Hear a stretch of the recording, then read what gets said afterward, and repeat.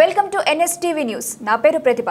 Bulletin లో ముందుగా headlines చూద్దాం. తెలంగాణ సాంప్రదాయాలకు ఆచారాలకు ప్రతీక ఈ బతుకమ్మ పండుగ.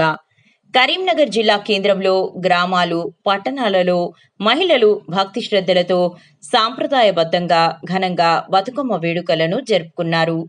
మహిళల ఆత్మ గౌరవానికి, వారి సాంప్రదాయ సంస్కృతికి ప్రతీకగా ఈ బతుకమ్మ పండుగ వేడుకలు ప్రతి వీధిలో రంగుల హరివిల్లులను మురిపించాయి.